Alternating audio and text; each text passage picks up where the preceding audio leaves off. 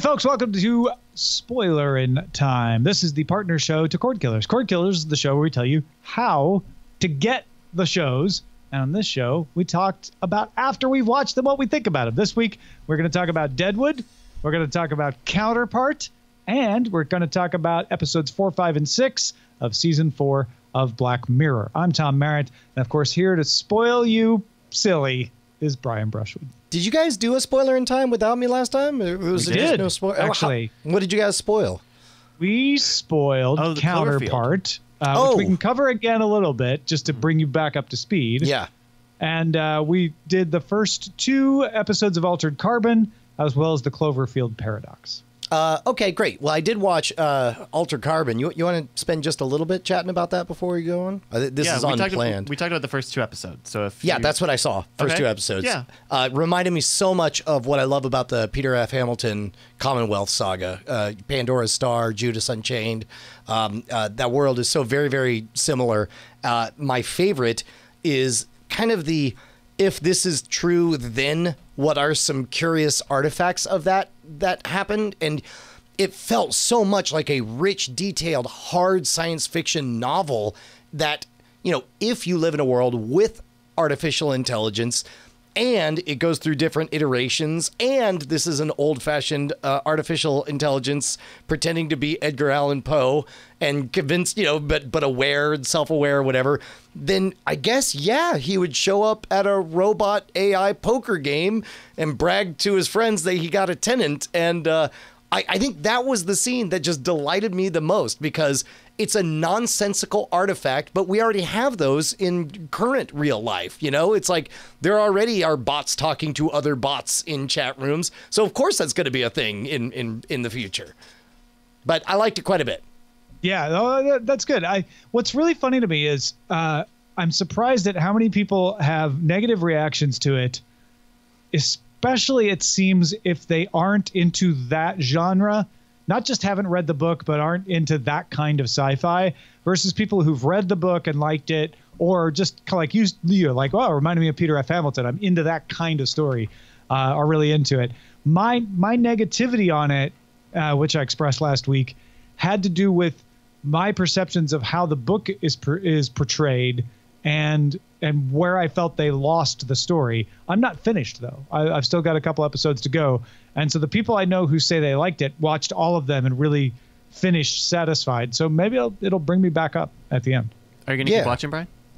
What's that? Are you going to keep watching it? You think you'll? Yeah, now we're going to have that difficult conversation, because I watched it with Bonnie, and I don't know whether it makes the list of, go on without me, or, I'm fully engaged in this.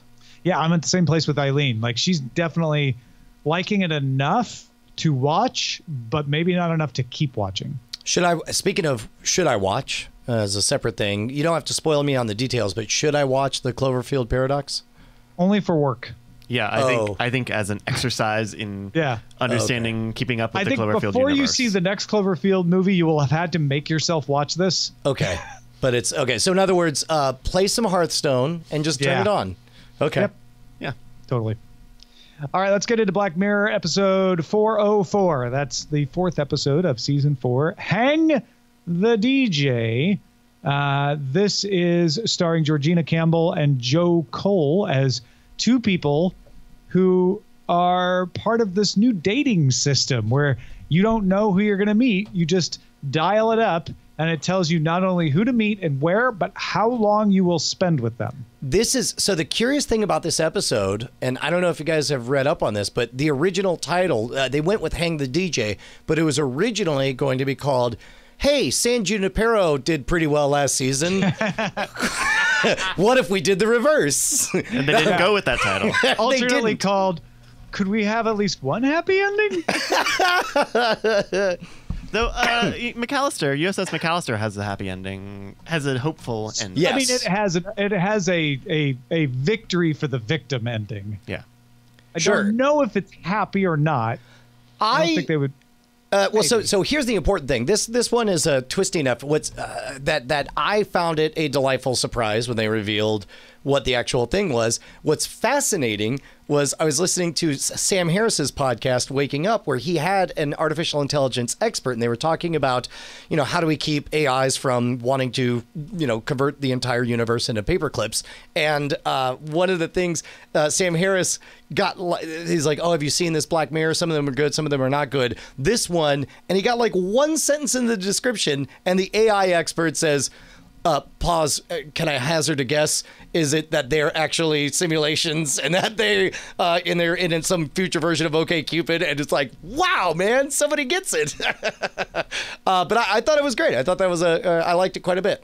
Yeah. At what point did you catch on? Because before they got to the final room, I had figured it out, but it was very close to that end, because when they talked about the wall and they started to show them repeating, I started to realize, like, okay, this is in service of their relationship being perfect, but I hadn't quite figured out the simulation aspect of it till right before. Yeah, what happened was I about a third of the way in, like, okay, I get it. They're gonna go, the whole thing is a test. If they really love each other, they'll go over the wall. Yeah. And like that was enough of an end for me that I didn't keep thinking of what the next twist would be. So as a result, I was like, oh, that is clever. So I did get that aha moment when it came to the very end.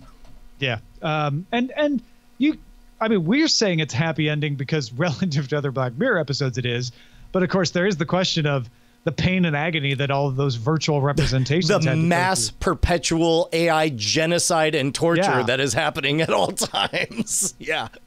It's a dark underbelly there, or a Black Mirror belly. All right. Forget my compulsion to want to rate everything, but I would place this one at maybe the number 2 spot underneath USS McAllister for this entire season. I thought this was a pretty good one. I think this is my favorite of this season. Yeah. Oh, really? Yeah. Even more? Of this half season. I'm not throwing in the first half of season 4, but of this group of 6. Oh, yeah. Wait. Remember, because 3 and 4. Oh, that's right. That's right. Okay. Yeah, sorry. Yeah. Anything else before we go on to Metalhead? Nope. All right.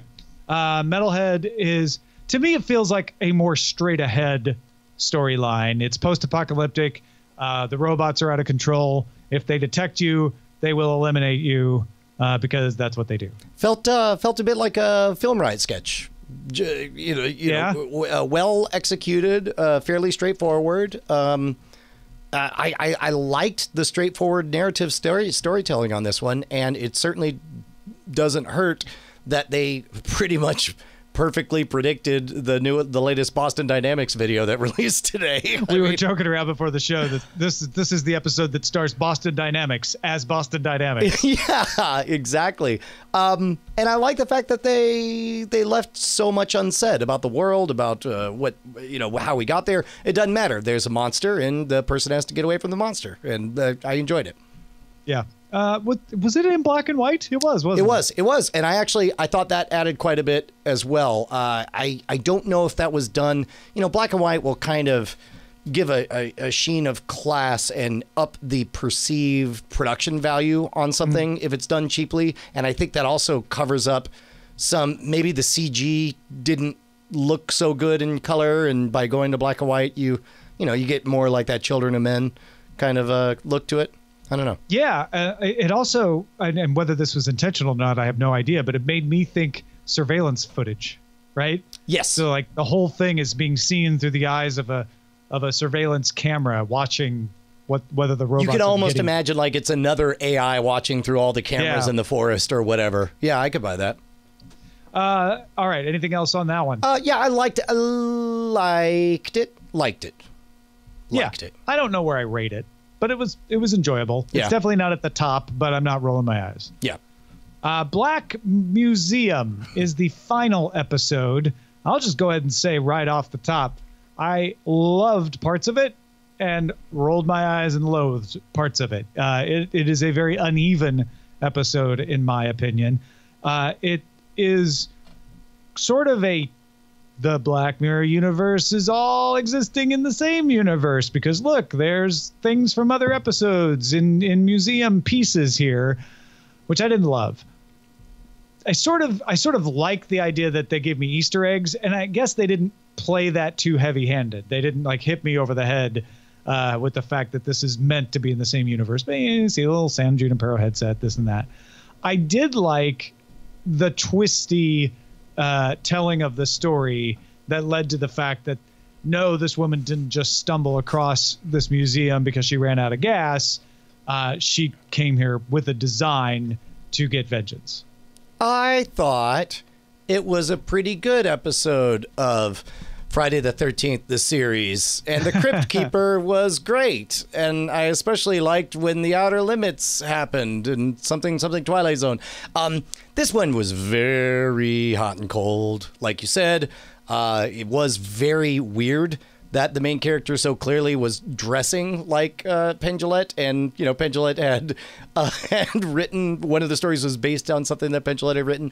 I think that colored it. I'm not a fan of of the fetishization of pain. So as a result, the whole idea of becoming a pain addict or whatever felt fairly cartoony to me.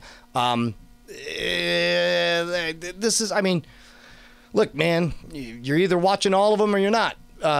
This one is part of a Black Mirror.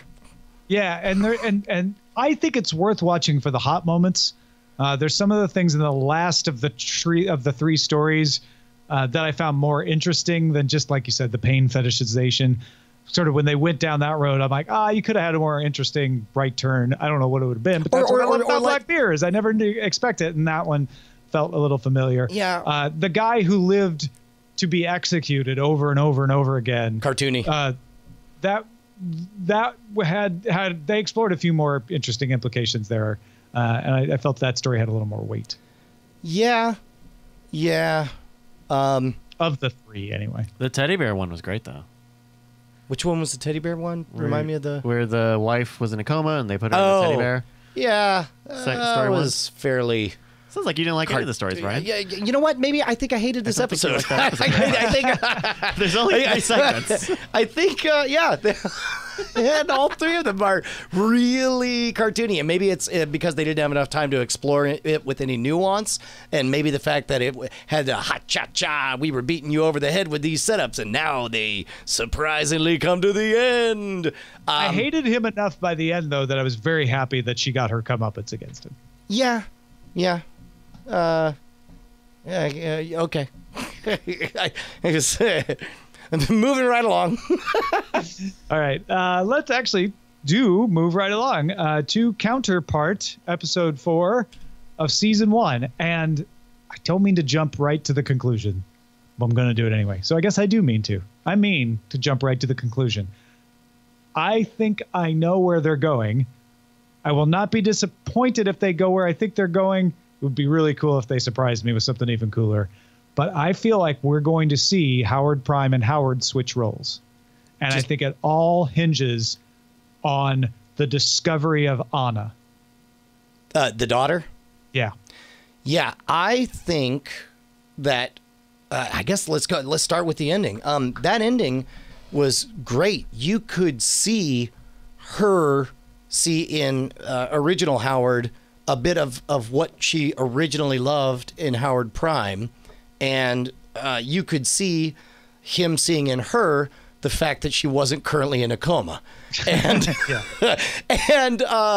as they had that sweet moment, and in his daughter that she was alive, existed, right, yeah. And it's like, oh my God, this is gonna be a love story between them, and it's gonna be awkward when his real wife wakes up and he doesn't know what to do and doesn't want to go back. Can I tell you what an amazing feat Counterpart is doing? It is a story that by its very nature, all I want is to explore the worlds, plural. I want to know how much the original world is like ours, how much the Prime world differs. I am constantly trying to guess who's more technologically advanced. I'm looking for idiomatic differences between the two, because you would imagine languages would diverge. It's still not clear to me how many people know about the other world and how they're keeping it quiet, what kind of communication protocol and all that stuff. What caused the outbreak of the disease? I mean, that's now been hit over the head, that the big difference is the outbreak. It's the pandemic. But what is it? And why do they seem to blame our world for it? And yet, the only way for them to steadfastly refuse to give me the details that I deeply and earnestly crave is to make the characters and their story interesting enough that I don't get upset that they're refusing to show me what's behind the curtain. And so far, the end of this episode really solidified that that's exactly what's happening now. Like, I am starting to really build an affinity for all these characters and their intrigues and their stories. I still don't know who the bad guy is. I guess the bad guy is Andrew Pope's machinations, whatever that is. Yeah, maybe. Right? Maybe the assassin. But even then, the assassin is very relatable, and I love her. She's an injured animal that is doing the best that she can. It's a fascinating, dense, heady, challenging show, and I love that it exists. I'm really, really enjoying it. The really interesting part up until today, or yesterday, was that we have two characters who have identical nature and nurture. So they are so different, but they came from the same root. And of course, you have to sell me that that really happened, but they have. And then today, they showed me why. At least I think so. I'm going to be disappointed if that's all there is to it. But it feels like the reason Howard original is the way he is that Anna didn't survive. And he was a broken man. And he never got out of it. And he never got out of Interface. And his wife, unbeknownst to him, played him to be an agent because he was just so broken by that.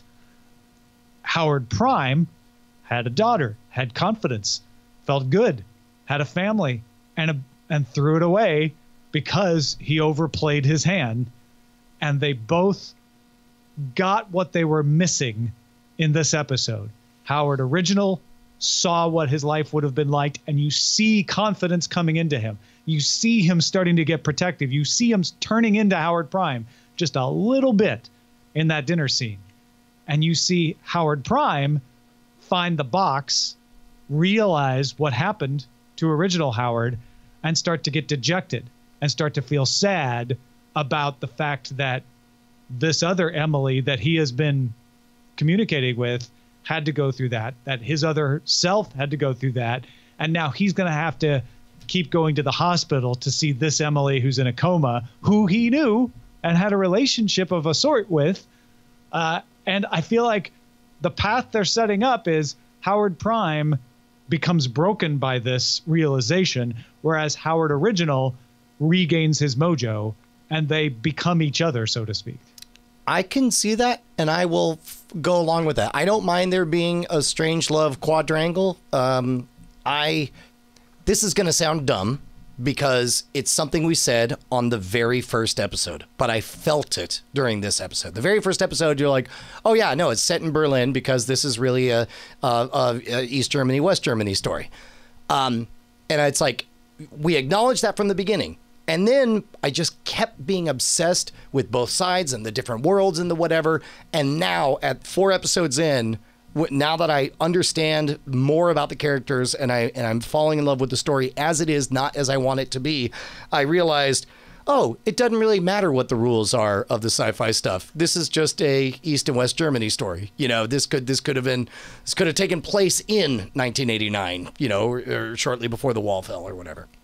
Yeah. And there's so many of those kind of parallels still weaving their way in of, you know, in modern times when there was a Berlin Wall, there were counterparts, you know, they were like, oh, I'm the guy who does your job on this side of the wall. Right. Oh, I'm the commissar who handles this district, blah, blah, blah. I'm the chief of police in this district. And they weren't exactly genetically similar, but, you know, that's the cool part of the fiction. So, yeah, I am eating up every moment of Counterpart. Yeah. I actually started this episode because of a time crunch, thinking that I would watch it in 2 parts, and I just watched it all the way through.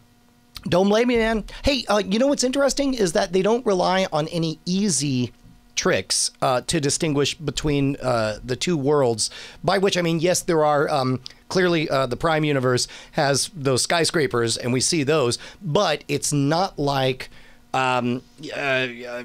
where they're using like heavy color grading to show this blue world or green world or whatever. There was a transition though in this episode of going from blue to red. Oh, was there? It was in the establishing. There was an establishing shot between Howard and Howard Prime's apartment. Yeah. To Howard, and then the establishing shot, and then Howard Prime in the other Howard's house. By the way, for the record, real quick, the Howard Prime could have said, "Look, I'm going to need to switch places with you for a week." And you're like, "Why?" You're like, "Because that's what'll make the show interesting." And I would have been like, "Okay." Well, that is the funny part, is because when Howard goes over to the other side, they don't tell him anything, and you're like, "Well, how is he not going to blow his cover?" And then you find out because they weren't going to let him out. They're just going to lock him in the apartment for a week. I'm like, okay, I guess that makes sense. Right. But, sorry. So in that, there's that really long establishing shot, and maybe it's just because I was trying to look for it, but the color temperature very slightly warms up between those two. Okay, shots. well, I'll try to keep a sharper eye out for it. It is pretty subtle, but I think regardless, I think my original point stands that they're not hitting you over the head with it or making it. They're certainly not making it easy, which I enjoy the challenge. I think they're understanding that's making it very difficult sometimes to follow what exactly is going on. Yeah, or at least immediately. So I noticed that one transition partially because that establishing shot was very long. Yeah. Interesting. All right. Any other thoughts on Counterpart? It's good. You should watch it. Absolutely. We assume you're already watching it if you get spoiled on it. Otherwise, you're kind of unusual in wanting to be spoiled on something you haven't watched. It's not unusual. All right, let's move on to Deadwood, show. episode 8, season 1. Suffer the Little Children, which I'm going to decide means that Veronica Mars gets killed and she was basically still a kid. Yeah, that title is one of those titles where you get to the end and you're like, oh, I get it. Had to be a little on the nose with that one, did you? Yeah, this is actually, other than their story, which I think is, I don't know, meant to kind of bring out the characters of Swearingen and what's his face? Tolliver. I think it's meant to bring out their characters a little more, but it's a self-contained story that really doesn't impact much else. It does illuminate some of Sai's relationship with his other employees, I suppose. Well, so what's interesting is I really love the parallel bad guys between Swearingen and Sai, and I'm trying to think of the right parallel, and I think I'm getting closer to it. The Swearingen is the Hulk. He wears his emotion on his sleeve. But when given the chance to avoid cruelty, he does so, but he rages constantly. And as a result, most of this, we know he's a bad/tough guy by reputation, but not by the deeds we see. We see him smack around some people, we see him kill someone here or there, but that's about that. Whereas Sai, I don't know what the parallel character would be, but Sai has a much cooler disposition and is able to keep that simmering black hate down below because he understands that it's not profitable. And but you feel that there is a darkness in Sai that is strange and horrible and much worse than anything we've seen from Swearingen. Although he does try to walk it back afterwards, saying, "Hey, I just got to put on a show. You know how it is." And then, but that last moment, that tender moment of "Let me go for reals," or "I'm going to kill myself," or "I'm going to kill you." We can't. No version of this can continue to exist. And he creates this really complex situation where he can still maintain control, but she'll have an illusion of freedom. And she's like, no. And that's not what I'm asking for. What kind of monster creates that dynamic? And it's Sai is the real monster. I think this is the episode that you figure out that Sai is the real monster of the two. Yeah, I think you're making me realize this quite a bit more than I had. I knew I had already figured out that Swearingen, he doesn't have a heart of gold. He's not a softie, but he's not malevolent. He just wants what he wants. And if you get in his way, he'll feed you to the pigs because he has to. But, you know, when Farnham tries to talk him into going over the line a little, he's like, I don't really need that. When he assigns someone to go with Bullock out to the claim and agrees to honor it, it's because that's just going to be less trouble. But he just wants what's good for him, and that's it. He's selfish, right? Yeah. But you're right. Sai is malevolent. Yes. And you see it come out when he deals. I'm sorry, I can not call her anything but Veronica Mars now. But when he deals with the kids, he didn't need to do that, and he tries to say, "Well, I needed to do that to justify it," but he didn't. He could have killed him and fed him to the pigs, and would have had exactly the same effect as that torture scene. Yeah, and what a scene that was. That simmering black rage, man. That was something to see. Just incredibly well performed. I did experience a pang of regret that essentially those were a 2-episode Monster of the Week. I really would have liked to have seen them trying a bigger score, than just robbing one room for jewelry I thought they'd or be whatever. around for quite a bit longer. Yeah, but also, if you need to have a few Monsters of the Week. You only have, 10, 12, however many episodes in the first season? Sure. It looks makes it feel like a bigger there are universe. 12. Yeah. Oh, and meanwhile, Doc as the emotional heart of the city just gets better and better. Like, his compassion is so genuine and true, and yet he's unafraid to be in this horrible hellscape because he's going to do whatever good he can while he can. Is amazing. My feeling about Doc is he is a drunk. He's not fastidious, takes some shortcuts. And so he rubs people the wrong way in polite society. He doesn't like having to deal with people looking over his work and picking on the way he does it. So he has gone to Deadwood because there he can be a doctor, save people's damn lives, and not be messed with. Yeah, my guess is he's not dealing with HMO forms in Deadwood. Yeah. Exactly. The other weird background to all of this, especially given the torture scene and everything, is things are looking up in Deadwood. There's a treaty with the Sioux, right? And the vaccines have come in, and we're all saved. Like, it should be happy times right now. So at this point, Swearingen makes the intentional decision to allow the widow to discover just how much gold she's sitting on. What is his play here?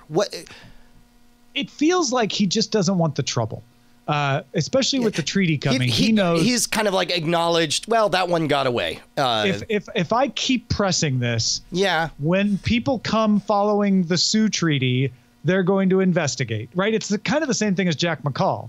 Right? They're like, McCall needs to be innocent, otherwise people are going to come in and mess with us. Yeah. And I think he realizes if I play it too much with the widow, I will eventually cause more trouble for myself than it's worth. You're right. I think that Swearingen sees that he has the potential to be Deadwood, and the bigger Deadwood is, the more he profits. Yeah, he can make money off her. Right. Correct. By cozying up with those interests and leeching off. The only person who truly gets screwed out of the deal is Farnham. Farnham, the little rat-faced weasel, brilliantly played. Just brilliantly played. It actually felt really good to see him get screwed out of the deal because he just can't stop himself from ratting it up. Yep. Yes. He makes his own friends eventually as J.F. Sebastian in Blade Runner. Oh, that's right. Because he doesn't have any real friends in Deadwood. I think one of the greatest things I could say about Deadwood is this was a little bit of a Monster of the Week episode. It didn't really progress us to any pinnacle conclusions about anything, and it was super enjoyable. Mm-hmm. Absolutely. 100%. All right. Well, that is it for Spoilerin Time. Thanks, everybody, for joining us on this journey. We will spoil you again next week.